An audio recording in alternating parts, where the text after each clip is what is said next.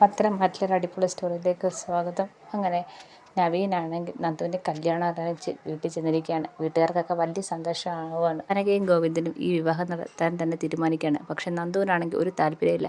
അനിയൻ നന്ദു ആകെപ്പാടെ പെട്ടിരിക്കുകയാണ്. അവരുടെ ഇഷ്ടം നവീനോട് തുറന്ന് പറയാനും വയ്യ. എന്ത് ചെയ്യണമെന്ന് പറഞ്ഞ് പേടിച്ചിരിക്കുകയാണ്. ആദർശനും എനിക്ക് മനസ്സിലാവുന്നുണ്ട് നന്ദു അനിയും തമ്മിൽ ഇഷ്ടത്തിലാണെന്ന്. ആദർശ് ആ കാര്യം ദേവേനോട് പറയുന്നുണ്ട്. അപ്പോൾ ദേവേനി പറയുന്നുണ്ട്, അങ്ങനെ ഒരു ഇഷ്ടമുണ്ടെങ്കിൽ നന്ദു വീട്ടിൽ പറയട്ടെ, വീട്ടിൽ പറയല്ലേ വേണ്ടത് എന്ന് പറയുന്നുണ്ട്. എനിക്കിപ്പോൾ വിവാഹം വേണ്ടാന്ന് നന്ദു പറഞ്ഞു നോക്കിയിട്ടും ആരും കേൾക്കാൻ തയ്യാറാവുന്നില്ല.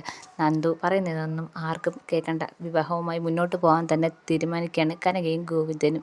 പക്ഷെ നവീന് കാര്യങ്ങളെല്ലാം മനസ്സിലാവുന്നുണ്ട്. അനിയെയും അതേപോലെ നന്ദുവിനെയും ഒന്ന് വട്ട് കളിപ്പിക്കണം, അതുമാത്രമേ ഉള്ളൂ നവീൻ്റെ ഉദ്ദേശം. അവസാനം കല്യാണം എല്ലാവരും കൂടെ ഉറപ്പിക്കുകയാണ്. നവീൻ്റെ അച്ഛൻ വരുന്നുണ്ട്. പക്ഷേ നവീനാണെങ്കിൽ കാര്യങ്ങളെല്ലാം അച്ഛനോട് പറയുന്നുണ്ട്. അപ്പം അച്ഛൻ പറയുന്നുണ്ട്, നീ ആ ഒരു ബന്ധത്തിൻ്റെ ഇടയ്ക്ക് കയറി നിൽക്കേണ്ട കാര്യമില്ല. ഇഷ്ടപ്പെടുന്ന പെണ്ണും ചെറുക്കനും തമ്മിലാണ് വിവാഹം കഴിക്കേണ്ടത്. അത് എനിക്കും അറിയാച്ച. അതുകൊണ്ടല്ലേ അവരെ ഇത്രയും നാൾ എന്നെ പറ്റിച്ച് അവരെ ഒന്ന് പറ്റിക്കണമെന്ന് മാത്രമേ ഉള്ളൂ എൻ്റെ ഉദ്ദേശം. ഇപ്പം നന്ദുവിൻ്റെ വീട്ടുകാർ ഈ വിവാഹാലോചന സീരിയസ് ആയിട്ട് മുന്നോട്ട് കൊണ്ടുപോവാണ്. ഈ ഒരു ഒളിച്ചുകളി ഇനി വേണ്ടാന്ന് വെക്കാമെന്നാണ് ഞാൻ തീരുമാനിച്ചിരിക്കുന്നതെന്ന് നവീൻ പറയുന്നുണ്ട്. അങ്ങനെ ഈ സമയത്താണെങ്കിൽ നന്ദു അനിയും കൂടെ ഈ കാര്യം എന്തായാലും നവീനെ അറിയിക്കാൻ തന്നെ തീരുമാനിച്ചു. അങ്ങനെ അനിയാണെങ്കിൽ നവീനെ വിളിച്ച് പറയുന്നുണ്ട്, എനിക്ക് നിന്നെ അത്യാവശ്യമായിട്ട് കാണണം, സീരിയസ് ആയിട്ടൊരു കാര്യം പറയാനാണെന്ന് പറയാണ്. അങ്ങനെ ബീച്ചിലേക്ക് വിളിച്ച് വരുത്തിയാണ്. കൂടെ നന്ദു ഉണ്ട്. അപ്പോൾ നവീന് കാര്യം മനസ്സിലാവുന്നുണ്ട്, ഈ കാര്യം പറയാനാണെന്ന്. അങ്ങനെ അനിയാണെങ്കിൽ നവീനോട് പറയുന്നുണ്ട്, ഞാൻ നിന്നോടൊരു തെറ്റ് ചെയ്ത് ഒരു കാര്യം മറച്ചു വെച്ചെന്ന് പറയാണ്. അപ്പം നവീൻ ചോദിക്കണം, എന്താ കാര്യം എന്ന് ചോദിക്കുകയാണ്. അത് ഞാനും നന്ദുവും തമ്മിൽ ഇഷ്ടത്തിലായത് നിൻ്റെ മുന്നിൽ മറച്ചു വെച്ച് ഇപ്പോഴല്ല, നേരത്തെ പറയേണ്ട കാര്യമാണെന്ന് എനിക്കറിയാം. പക്ഷേ ഇനിയും പറയാതിരുന്നാൽ ശരിയാവത്തില്ല. നിന്നെ ചതിക്കുന്നതിന് തുല്യമായിരിക്കും. അതുകൊണ്ടാണ് ഇപ്പോഴെങ്കിലും പറയണമെന്ന് എനിക്ക് തോന്നിയത്. അപ്പോൾ ഇത് കേൾക്കുമ്പം നവീനൊരു ദേഷ്യഭാവത്തിൽ നിൽക്കുകയാണ്. നന്ദുവും അനിയും ഒരു പേടിച്ച് വരച്ച് നിൽക്കുകയാണ്. നിന്നോട് ഇപ്പോഴിത് പറയുന്നത് തെറ്റാണെന്ന് അറിയാം. ഞങ്ങളുടെ ഇഷ്ടം വീട്ടുകാർക്കൊക്കെ അറിയാവുന്നതാണ്. പക്ഷേ വീട്ടുകാർ സമ്മതിക്കത്തില്ല. അതുകൊണ്ടാണ് ഇത്രയും നാൾ ഈ വിവാഹം നടക്കാതിരുന്നതെന്നൊക്കെ അനി പറയുന്നുണ്ട്. അപ്പം പെട്ടെന്ന് നവീനാണെങ്കിൽ ഇങ്ങനെ ദേഷ്യം നിൽക്കുകയാണ്. അപ്പോൾ അനി ചോദിക്കുന്നുണ്ട്, നീ എന്താടാ ഒന്നും മിണ്ടാത്തത്, ഞങ്ങളോട് ദേഷ്യമാണോ എന്ന് ചോദിക്കുകയാണ്. അപ്പോൾ ഇത് കേൾക്കുമ്പോൾ നവീൻ ചിരിച്ചുകൊണ്ട് പറയുകയാണ്, ഈ കാര്യം എനിക്ക് നേരത്തെ മനസ്സിലാക്കിയതാണ്. നിങ്ങളാരും ഈ കാര്യം എന്നോട് പറഞ്ഞില്ല. അതുകൊണ്ട് ഞാനും വിചാരിച്ച് നിങ്ങൾ രണ്ടുപേരെയും കുറച്ച് നാളൊന്ന് വിഷമിപ്പിക്കാമെന്ന്. അതുകൊണ്ടാണ് ഈ ആലോചനയായിട്ട് മുന്നോട്ട് പോയിട്ടും ഞാനൊന്നും മിണ്ടാതിരുന്നത്. ഞാൻ നന്ദനോട് ഇഷ്ടം തുറന്ന് പറയുമ്പോഴൊന്നും എനിക്ക് അറിഞ്ഞുകൂടായിരുന്നു. അതിന് ശേഷമാണ് എനിക്ക് മനസ്സിലായത് നിങ്ങൾ തമ്മിൽ അടുപ്പത്തിലാണെന്ന്. നിനക്ക് ഒരു വട്ടമെങ്കിലും എന്നോടത് പറയാമായിരുന്നു. ഒന്നുമില്ലെങ്കിലും ഞാൻ നന്ദുവിനെ ഇഷ്ടമാണെന്ന് നിന്നോട് പറഞ്ഞപ്പോഴെങ്കിലും നീ എന്നോട് പറയാമായിരുന്നു.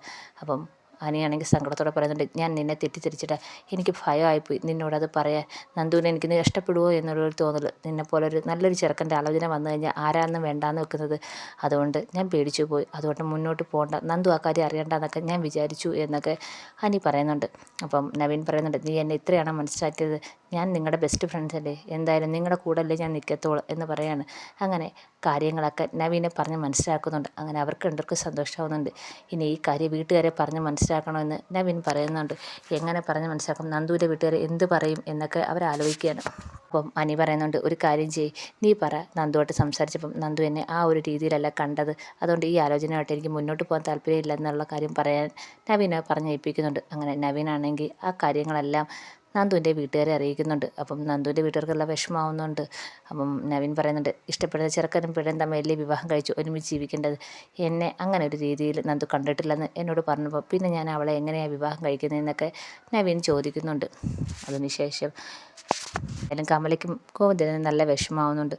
അതിനുശേഷം നന്ദുവും അനിയും നവീനും കൂടെ കാണുന്നുണ്ട്. നവീൻ പറയുന്നുണ്ട്, നിങ്ങളുടെ വിവാഹം എത്രയും പെട്ടെന്ന് തന്നെ നടത്തണം, അതിന് വേണ്ടുന്ന കാര്യങ്ങളൊക്കെ ചെയ്യണമെന്ന് പറയുന്നുണ്ട്. അപ്പോൾ അനിയും നന്ദുവും പറയുന്നുണ്ട്, അതൊക്കെ വലിയ പാടാണ്, വീട്ടുകാർക്കൊക്കെ എതിർപ്പാണ്. നിനക്കറിയാലോ എൻ്റെ അമ്മ വാശി പിടിച്ച് തന്നെ നിൽക്കുകയാണ് ഇവളെ മരുമകളായിട്ട് സ്വീകരിക്കത്തില്ലെന്ന്.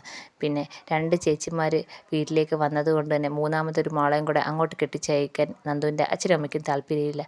അങ്ങനെ ഞങ്ങളുടെ രണ്ടിൻ്റെയും കാര്യം പ്രശ്നത്തിലാണെന്ന് പറയാണ്. അപ്പോൾ നവീൻ പറയുന്നുണ്ട്, ഒരു കാര്യം ചെയ്യും, നിങ്ങൾ നിങ്ങളുടേതായ തീരുമാനം വീട്ടിലറിയിക്കുക. അത് നടത്തിത്തരാൻ തയ്യാറായില്ലെങ്കിൽ നിങ്ങൾക്ക് എന്താണെന്ന് വെച്ചാൽ വേറെ നിയമ വഴികളുണ്ടല്ലോ, അതെന്തായാലും ചെയ്യാൻ പറയുകയാണ്. നീ പറയുന്നുണ്ട്, വീട്ടുകാരെ വിഷമിപ്പിച്ചൊരു തീരുമാനം എടുക്കണ്ടെന്ന് വിചാരിച്ചാൽ ഇത്രയും കാലം ഉണ്ടായിരുന്നത്. പക്ഷേ കാര്യങ്ങളൊക്കെ ഇങ്ങനെ പോവുകയാണെങ്കിൽ ഞങ്ങൾക്ക് ഞങ്ങളുടേതായ തീരുമാനം എടുത്ത് വിവാഹം നടത്തേണ്ടി വരുമെന്നൊക്കെ അനിയും നന്ദുവും കൂടെ നവീനടുത്ത് പറയുന്നുണ്ട്.